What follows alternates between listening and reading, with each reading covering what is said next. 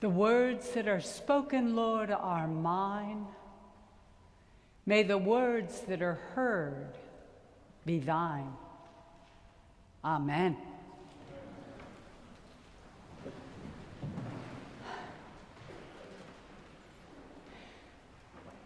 An unnamed Samaritan woman at Jacob's well drawing water in the heat of the day.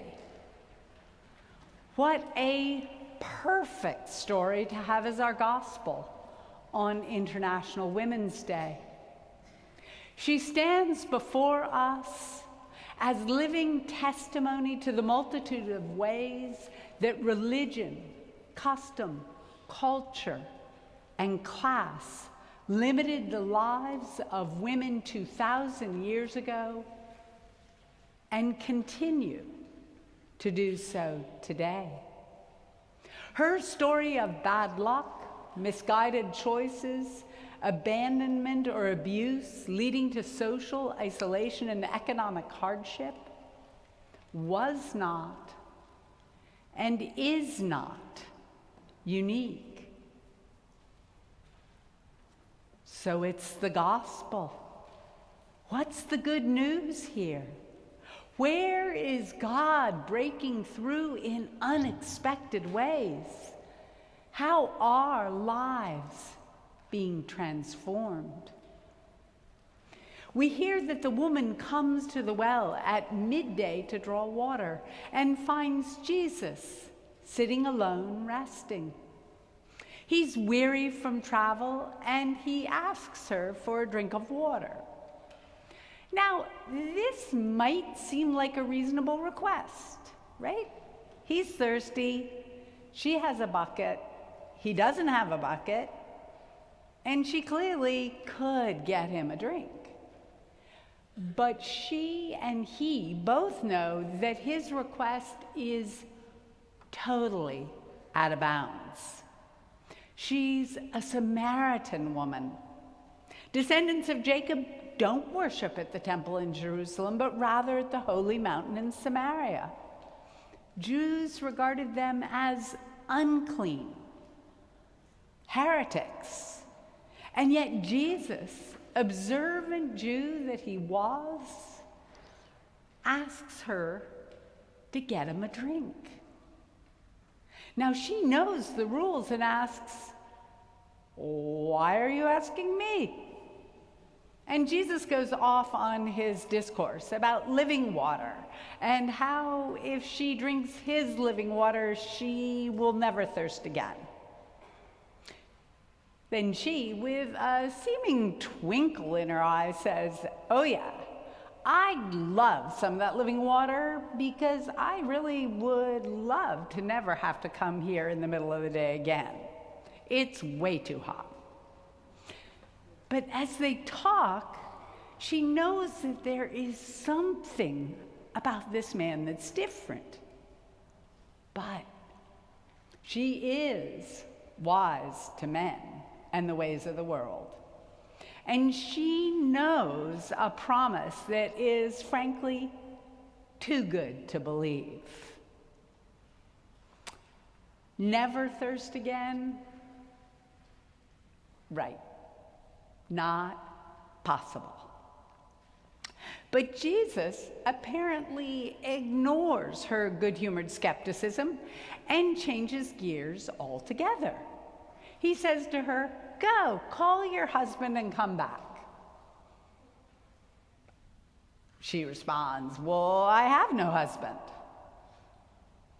And he says, "Jesus, well, you're right, because you've had 5 husbands, and the one you have now is actually not your husband." Truly, this is an amazing moment in the life of Jesus. Here he is at Jacob's well asking a Samaritan woman with a seriously messed up life to get him a drink of water.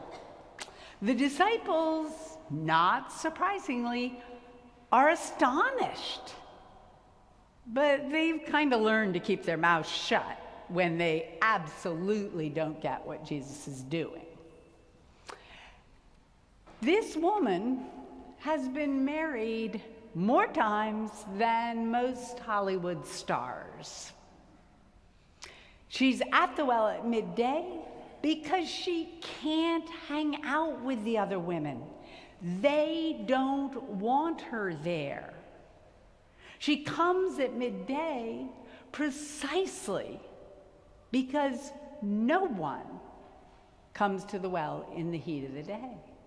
And yet this sinful Samaritan woman is the first person in the Gospel of John to whom Jesus discloses that he is in fact the Messiah. She is the one he chooses to witness to the people of Samaria. Jesus doesn't ignore her because she's not a Jew. He doesn't tell her to clean up her act. He doesn't judge her for whatever combination of misfortune, rigid custom, and poor judgment resulted in the life she's led. He doesn't reject her as a sinner. In fact,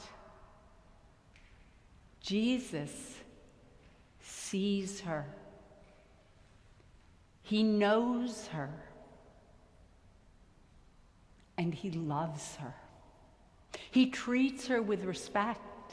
He holds her story of disappointment, loss, and poverty as sacred. Blessed indeed are those who are poor, persecuted, bereaved, downtrodden, hungry, thirsty. Jesus sees her deep thirst for life, for love, for wholeness and healing. Seen by Jesus, she is transformed. Emboldened by Jesus, she returns to the people in the city who have cast her out and says, "Come and see the man who told me everything I have ever done." And guess what? The people follow her. They follow her because they too, like each and every one of us, want to be seen. They too want their stories known. And many believed in him because of the woman's testimony. The story of the unnamed Samaritan woman matters because it reminds us of the transformative power of being seen and heard with eyes and ears of love. Recently, I read the current best-selling novel, Theo of Gould. It's a book about the power of generosity and love to transform lives. In his thank you at the end of the book, first-time novelist Alan Levi writes, "Let me close with a wish. I hope that someday soon, where we are, we might find a bench or something like it and share a story with someone new, either as the one telling or the one listening, that we will be able to see others in the truest sense of the word, and at the same time sense that we are seen by others as well. I hope that the face of heaven will touch us with its golden light, and that we might fill our towns and cities with good works and art lovingly done. I hope that you and I might be someone's Theo today." As I read the stories of Theo of Gould and the Samaritan woman at the well, what struck me is that sharing our stories so that each person is seen and heard is at the heart not just of these two stories, but it's at the heart of all the faith-based organizing done by LA Voice. Multi-faith, multi-race organizing invites people to build power by forming relationships grounded in telling each other our stories of faith, our stories of pain, possibility, and promise. As Alan Levi writes, it is that image, the Imago Dei, and our ability to recognize it in one another that can reach across divides and create avenues for humane and caring communities in which bestowal is a way of life. Certainly, faith-based organizing exists to build people power focused on transforming communities so that all people thrive. Today we have with us Carlos Rodriguez, the Director of Organizing for LA Voice, and he will invite all of us here at St. James, at our school, guests at our feeding programs, and those who sleep on our steps or in the housing nearby. He will invite us and our neighbors, our friends and family into relational organizing, into organizing grounded in telling our stories, in seeing and being seen. But there'll be campaigns. Campaigns to boycott Home Depot and Target as corporate entities that have collaborated with ICE and dismantled DEI practices, policies, and programs. Campaigns to protect democracy by opposing voter suppression measures in the SAVE Act and by encouraging voters to turn out for June primaries as well as the November elections. And campaigns in support of a temporary 0.5% sales tax increase so that California can continue to provide health care for all. And LA Voice will offer opportunities to participate in powerful actions such as the March 24th Lobby Day, which intends to gather over 2,000 people of faith in Sacramento to advocate for legislation to protect the humanity and dignity of all people, and most especially those being targeted by current federal policies and programs. All of these campaigns and actions matter, and we all know that there is a lot of work to be done. But over more than 30 years doing faith-based relational organizing, I've gotten to be part of some major victories, such as healthcare reform. First, Romney Care in Massachusetts, and then Obamacare federally.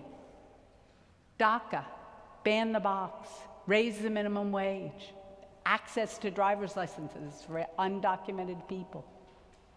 While all these successes make a difference in people's lives, I've learned that campaigns don't build community.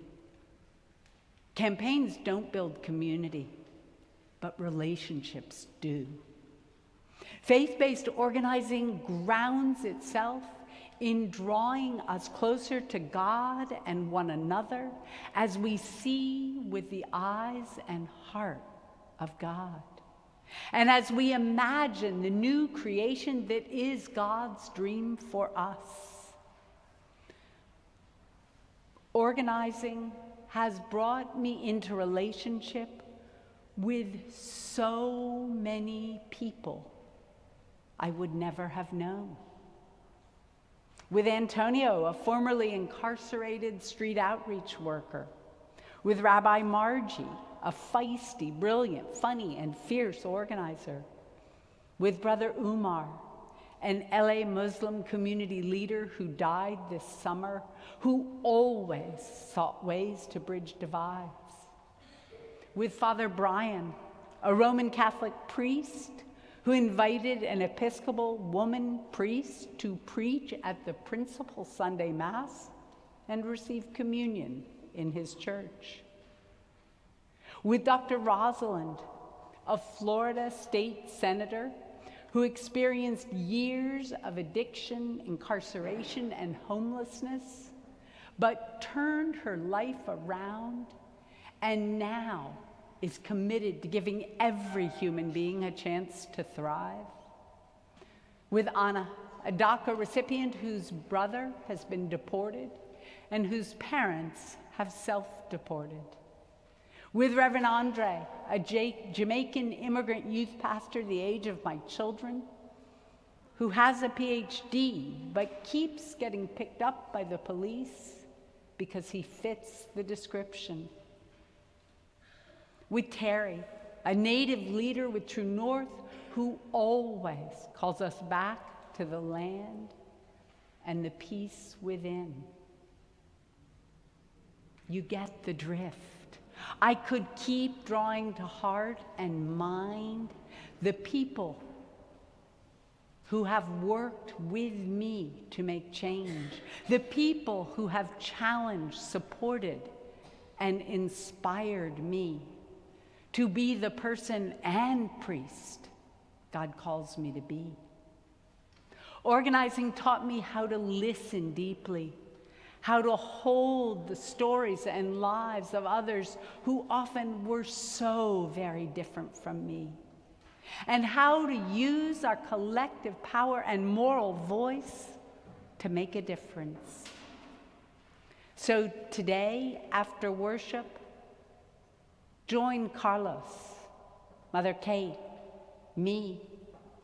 Join us as we begin to explore what it might mean for St. James to be part of LA Voice.